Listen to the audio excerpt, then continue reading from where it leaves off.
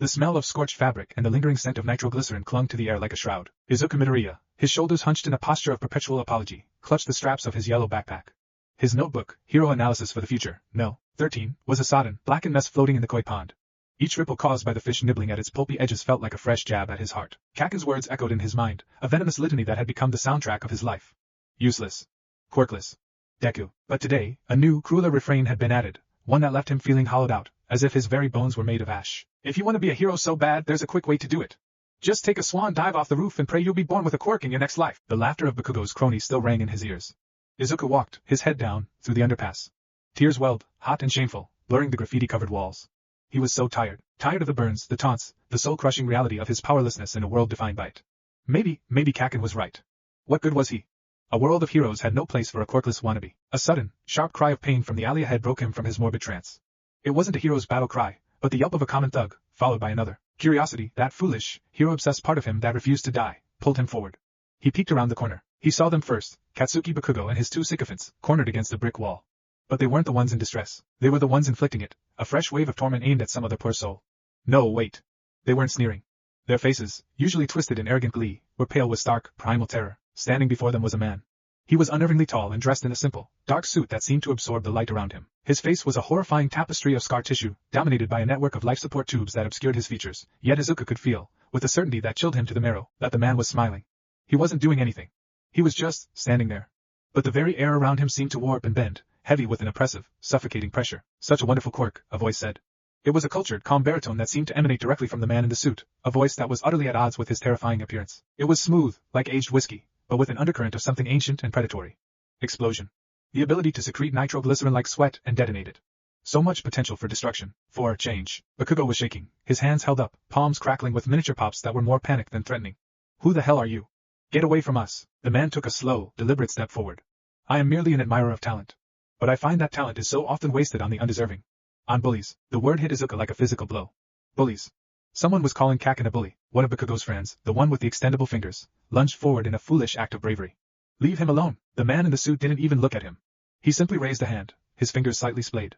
The boy froze mid-stride, a strangled gasp escaping his lips. He looked down at his hands, his eyes widening in horror as his fingers retracted, snapping back to their normal length with a sickening, final-sounding thump. He tried to extend them again. Nothing. The quirk was just gone. A simple gigantification quirk, the suited man mused, his voice holding a note of academic disinterest. Hardly worth the effort. He then turned his unseen gaze to the other lackey, the one with wings. Red tendrils of energy, dark as dried blood, snaked from the man's palm and lashed out. They wrapped around the boy's back, and he screamed, a raw, piercing sound as he collapsed, his small, bat-like wings crumbling into dust that scattered on the grimy pavement. Bakugo stared, his explosive bravado completely extinguished, replaced by a cold, naked fear Izuku had never seen on his face before. Now, the man soothed, his voice dripping with false sympathy. No need for such a display. I won't take yours. It's far too interesting. But I want you to remember this feeling. The feeling of being utterly, hopelessly powerless. The same feeling you so enjoy inflicting on others.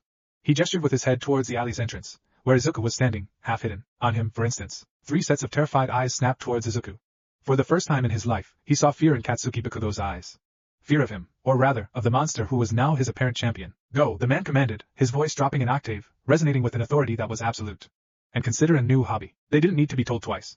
They scrambled away, tripping over their own feet, leaving Izuku alone in the sudden, deafening silence with the man who had just unmade 2 people's entire identities in less than a minute. The oppressive pressure in the air vanished.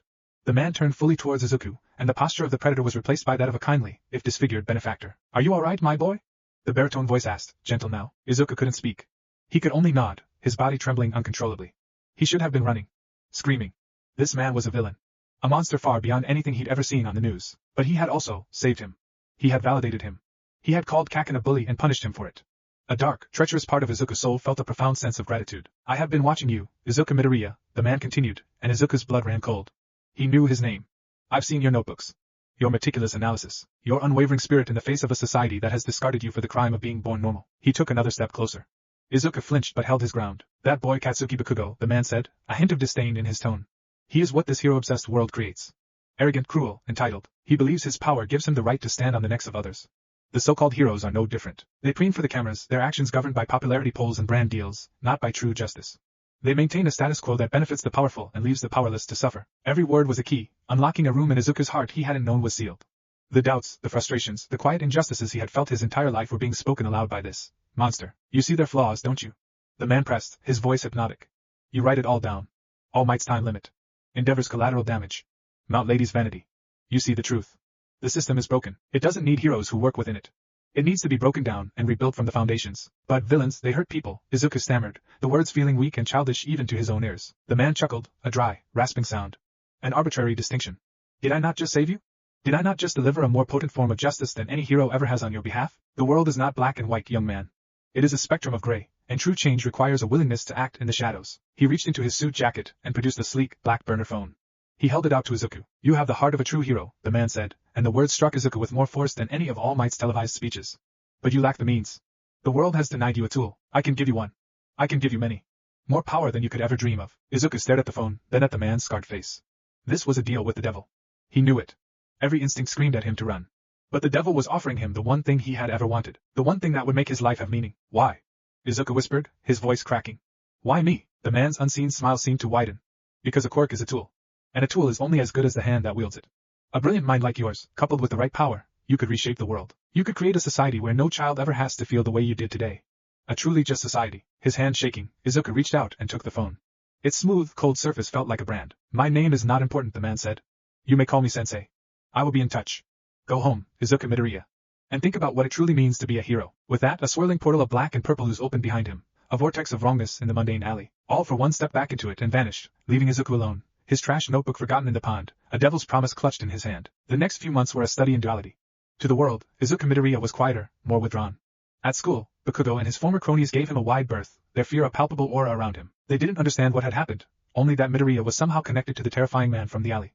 Their avoidance was a balm on Izuku's bruised soul, but it also isolated him further. In secret, however, Izuku was more alive than ever before. The calls came at odd hours. A sterile, synthesized voice would give him a time and a place. A disused warehouse on the docks. A forgotten sub-basement in a derelict office building, an abandoned private library. Each location was clean, well-lit, and furnished with a single table and 2 chairs. Sensei was a phenomenal teacher. He didn't just talk about quirks. He taught their history, their biology, the very theory of the quirk singularity.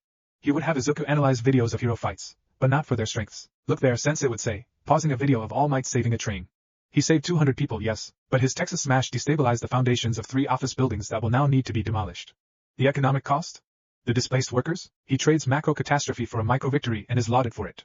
That is not heroism. It is reckless brand management. He gave Izuku quirks. Not powerful ones, at first. They were gifts, Sensei called them, to help with his studies.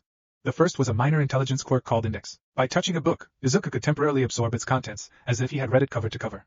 His analysis notebooks transformed. They were no longer filled with fanboy sketches but with dense, terrifyingly accurate breakdowns of physics, engineering, and human anatomy. He calculated the structural weak points of hero costumes, the exact decibel level at which present mixed voice could shatter reinforced glass, the caloric intake All Might would need to sustain his form. The second quirk was kinetic sense.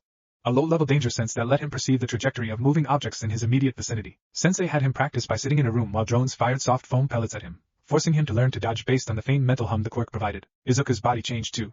Under Sensei's guidance, delivered via detailed workout plans on the burner phone, he shed his soft, untoned physique. He wasn't muscular like All Might, but lean and wiry, every muscle defined for efficiency. He was becoming a weapon, and the most terrifying part was that he loved it. He felt worthy. The symbol of peace is a lie, Izuku, Sensei told him one evening, his voice soft as they sat in the quiet library. A single pillar cannot support a house. When that pillar falls, and it will fall, the entire structure will collapse into chaos. True stability comes from a network, from a system where power is distributed and managed, not hoarded by one smiling fool. Izuku looked up from the schematics of a hero support company he was deconstructing. You want to tear it all down. I want to save it from itself, Sensei corrected gently. And I want you to be the architect of what comes next. A new symbol. Not of peace, but of order. A true savior. The words resonated with a dark, thrilling power. A savior. It's all he'd ever wanted to be. Sensei's methods were extreme, but his logic was flawless. One afternoon, on his way home from another study session, Izuku heard a familiar explosion. He rounded a corner and saw chaos. A disgusting villain made of green sludge had taken a hostage, and the hostage was Kaken. Heroes were on the scene, but they were keeping their distance. The fire, the enclosed space, the nature of the villain, they were all making excuses. Izuku saw it with his new, analytical eyes. They weren't being cautious, they were being ineffective. Useless. And then he saw him. In the crowd, a gaunt, skeletal man, clutching his side. All Might. In his weakened form. Powerless. Izuku's mind, supercharged by Index and honed by Sensei's lessons, went into overdrive. Sludge composition, semi-liquid, vulnerable to sudden changes in pressure and physical disruption. Hostage is volatile. His quirk is causing undirected explosions. Villain's weak points, the eyes. They are solid matter. While the heroes dithered, Izuku moved. He didn't run and screaming like a fool. He slipped through the panicking crowd, his kinetic sense helping him navigate the chaos. He scooped up a jagged piece of rubble. His movements were fluid, purposeful. He saw the arc, the trajectory. He didn't just throw the rock, He calculated its flight path. The stone struck the sludge villain's right eye with a wet, sickening thwack. The villain roared in pain, its grip on Bakugo loosening for a fraction of a second. It was the opening All Might needed. With a thunderous cry of Detroit smash, he intervened, changing the weather and saving the day. Later, after the press had gone and the lectures from the worthless heroes had ended, All Might found him. "Young man," the hero said, reverting to his skeletal form in a secluded side street. "That was incredibly foolish, but also incredibly brave. You acted while everyone else stood still." He looked at Izuku, truly looked at him, and saw the fire that had been there all along, now banked into a controlled, intense flame. All Might coughed, a speck of blood on his lips. "I have been looking for a successor. For someone to inherit my power." He pulled his shirt aside, revealing a horrific, swirling scar. "My power, one for all, is a sacred torch passed from one generation to the next. It is the crystallization of power, meant to fight evil." He looked Izuku dead in the eye, his gaze burning with desperate hope. "Young man, I deem you worthy. You, too, can be a hero." The words Izuku had dreamed of hearing his entire life. The ultimate validation from his ultimate idol. A year ago, he would have collapsed into a sobbing, grateful heap. Now, he just stood there, his face a mask of calm neutrality. He thought of Sensei's words. The symbol of peace is a lie. A single pillar. He looked at All Might's wound, a testament to that fragility. "I will think about it," Izuku said, his voice even and steady. All Might looked taken aback, but he nodded, mistaking the boy's calm for shock. Of course. Meet me at Dagoba Municipal Beach Park in 3 days if you accept." As All Might walked away, a frail old man trying to hold a crumbling legacy together, Izuku stood alone on the street. In his pocket, his hand closed around the burner phone. It felt solid, real. A direct line to a man who offered not a legacy of failure, but the promise of a new world order, built by Izuku's own hand. He looked up at the sky, where the clouds were still unnaturally parted from All Might's punch. A symbol of overwhelming, temporary power. One for all, the power of the past, a crumbling pillar offered by a dying man. All for one, the power of the future, a vast arsenal offered by a patient teacher. Izuku Midoriya had been offered the world by both God and the devil. And for the first time in his life, he felt truly powerful enough to choose. The question was no longer if he could be a hero. The question was, what kind?